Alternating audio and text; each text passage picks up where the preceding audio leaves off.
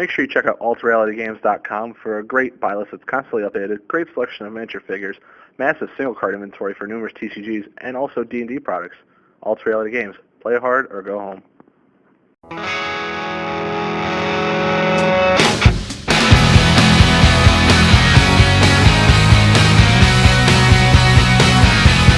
Okay, this is Brad from Alt Reality Games to do our Magic top 10 list for the week. Our number one card is Scrubland, which is dual land from Revised, obviously. It makes white and black. It's not one of those high dual lands, $39.95 right now. It's not one with blue in it, so it's not as much. The reason this card's selling is because of the new Horizons deck in Legacy. That's out. It's playing white, green, and black now, so they kind of got rid of the blue for black. So the deck only plays one or two of them, but the deck's gaining popularity, so it shot up our sales for Scrubland. Number two is Arid Mesa, which is a Zendikar fetch land that fetches plains or a mountain. It's $10.98. Reason this card's getting popular, it's always been popular, is Boros right now is one of the top decks in Standard. And then, I mean, anything with white in it and red in it right now is really solid. So Stoneforge Mystic to get Sword and Feast and Famine or Sword of Body and Mind's pretty good, along with Lightning Bolts and Plated Geopedes and all that. Number three is Primeval Titan. It's $36.49 right now. He's still selling pretty well despite Valakut dropping down a little bit in popularity. Valakut's still a very solid deck in Standard. It's even though people are kind of counting it out right now. It won our Standard tournament with 20 people on Monday. But Valakut's still very solid, and Primeval Titan's the key card in the whole deck. So he's been selling well. Number four is a little bit of a shocker. It's uncommon from 2011. It's Liliana's Caress. It's a Megrim for 2, basically. So maybe people are ramping up to make a discard deck for Standard, or they're just playing it at home. It's only a 50-cent card, so it's a cheap one, so you can buy a bunch of those for cheap. Number five is Skithrix, the Blight Dragon from Scars of Mirrodin. It's the legendary Infect creature. Infect seems to be like it's getting popularity a little bit. Maybe not by the pros or anything, but a lot of players are thinking they can make a good Infect deck with the new cards that Mirrodin Besiege added to Standard. So he's the guy, the house in the whole deck. I mean, if you can get this guy online and attack with him like twice, you win.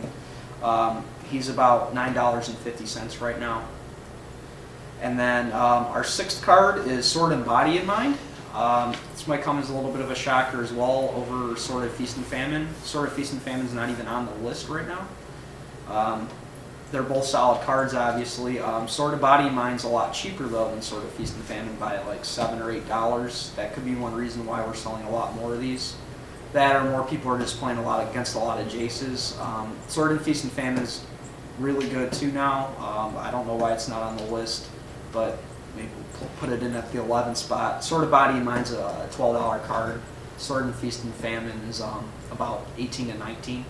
So if you're playing Stoneforge Mystic, you should be playing both of them anyway, so buy both. Number seven is Whispersilk Cloak. It's an uncommon from a couple different sets. Well, it's an uncommon in 2011 and 2010, and then it's a common in Darksteel.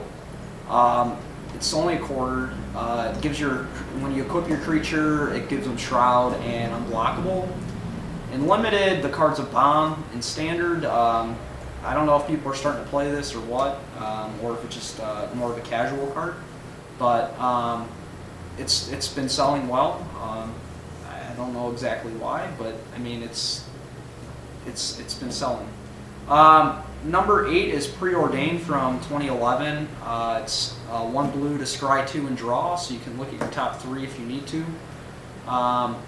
It's obviously played in every format: Standard, Legacy, Vintage. Vintage, it's only the only draw card for 1 that's not restricted, that's actually playable.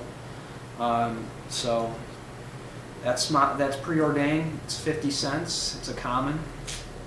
Number 9 is Mox Opal from Scars and Mirrodin. This card was about a $13 card until that Tezzeret deck hit at the Pro Tour. Now it's around 21, a little less than 21. It's played in Tezzeret, obviously, and then also in the Kadoltha decks. One reason the card could be driving up a little bit is because one of the event decks for Mirrodin Besieged is a Kadoltha Rebirth deck, and it doesn't have any Mox Opals in it, so people might be picking up that Kadoltha Rebirth deck from the Besieged event decks, and they're putting Mox Opals in it. That could be another reason the price is shooting up. Number 10, still hanging on the list. I think it was our number 1 card last time, but it's fallen to 10. Is Tezzeret, Agent of Bolas. He's also went down in price. He spiked to about a $54, $55 card. He's down to about 46 now. Obviously, there's more in the market right now. Probably a lot of boxes got opened after that Pro Tour hit because everyone's like the card's $50 now. So that probably drove down the card about $10, and most people who bought it got theirs already. So, but if you don't have your Tezzerets yet, they're $46.50, pretty reasonable price right now. The deck's very good, still in standard, obviously, and it could even go back up maybe sometime. I don't know. We'll see. Jace went to 100, or a little under 100. So that's the top 10 list for our MTG cards this week. And then they're all available on the site at alterrealitygames.com. And then our next video we're going to do is we're going to open up a couple event decks and show you what you get in them. All right, have a good one. Bye. I'm a devious, degenerate defender of the devil, shucking all the trash compactors on the detention level. My backpacks got jets, well I'm Boba, all that fat, well I bounty hunt for